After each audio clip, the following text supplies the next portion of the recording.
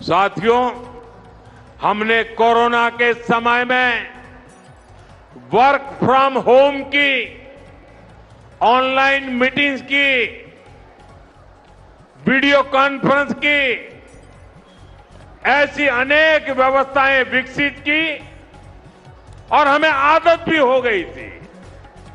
आज समय की मांग ऐसी है कि उन व्यवस्थाओं को हम फिर से शुरू करें तो वो देश हित में होगा।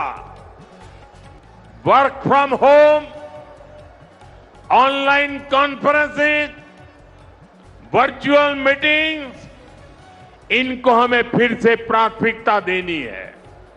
साथियों, आज जो संकट है उसमें हमें विदेशी मुद्रा बचाने पर भी बहुत जोर देना होगा, क्योंकि दुनिया में पेट्रोल डीजल इतना ज्यादा महंगा हो गया है, पहले से कई गुना ज्यादा कीमतें बढ़ गई है।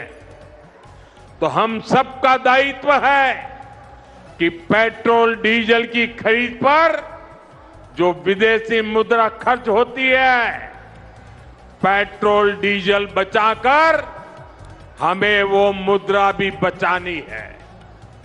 इसके लिए हमारे छोटे छोटे प्रयास भी देश की बहुत मदद कर सकते हैं। जैसे आजकल जो विदेशों में शादियों का, विदेशों में घूमने का, विदेशों में वैकेशन पर जाने का मिडिल क्लास में कल्चर बढ़ता जा रहा है। हमें तय करना होगा कि जब ये संकट का काल है और हमारी देशभक्ति हमें ललकार रही है, तो कम से कम एक साल के लिए हमें विदेशों में जाने की बातों को टालना चाहिए। भारत में बहुत सारी जगह है, वहां हम जा सकते हैं। बहुत कुछ भारत में किया जा सकता है। इस बेटी को नीचे बिठाइए, उसे थक जाएगी। उस बेटी को बिठाइए। वो थैंक यू बेटा, थैंक यू। बैठिए, आप नीचे बैठिए। मैंने देख लिया बेटा, उसको देख लिया। अब आप बैठ जाइए। हाँ, इस छोटी बच्ची को क्यों परेशान करते हो भाई? इन बच्चों को बैठने दीजिए प्लीज। बच्चों को परेशान मत कीजिए जी। साथियों, हमें विदेशी मुद्रा बचाने के जो भी रास्ते हम लोग अपना सकते हैं, हमें बचाना होगा। साथियों, गोल्ड यानी सोने की खरीद एक और पहलू है जिसमें विदेशी मुद्रा बहुत अधिक खर्च होती है। एक जमाना था जब संकट आता था, कोई युद्ध होता था, तो लोग देश हित में सोना दान दे देते थे।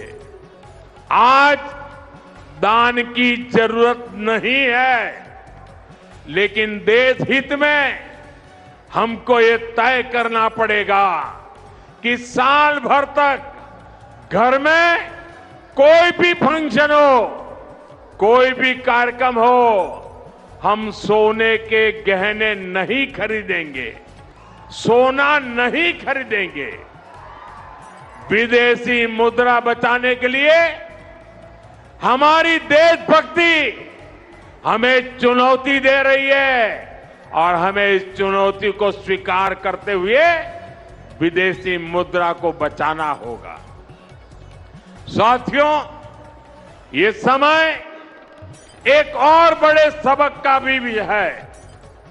एक समय था जब हम कॉपर एक्सपोर्ट करते थे, लेकिन आज भारत के सामने स्थिति ऐसी बन गई कि अब हमें कॉपर को भी इंपोर्ट करना पड़ता है।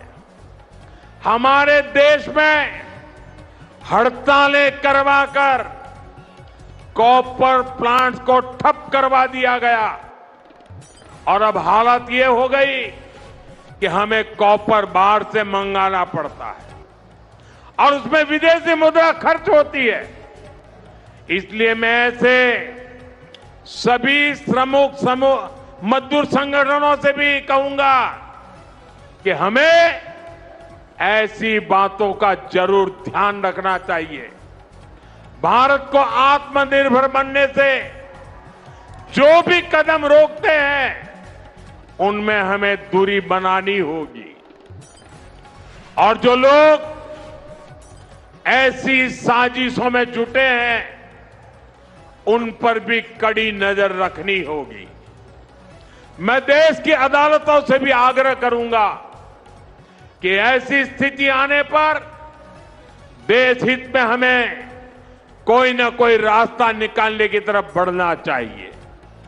साथियों, ऐसे ही खाने के तेल का भी है। इसके आयात के लिए भी बहुत बड़ी मात्रा में हमें विदेशी मुद्रा खर्च करनी पड़ती है। हर परिवार अगर खाने के तेल में खाने का तेल का जो उपयोग करता है अगर वो कुछ कमी करे, मैंने बार बार कहा है 10% कम करो। अगर हम तेल खाना कम करें ना तो भी वो देशभक्ति का बहुत बड़ा काम है।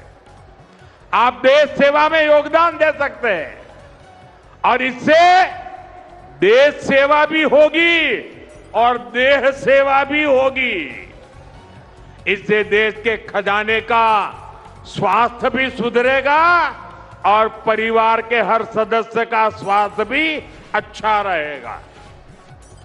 साथियों, विदेशी मुद्रा की खपत वाला एक और सेक्टर हमारी खेती है।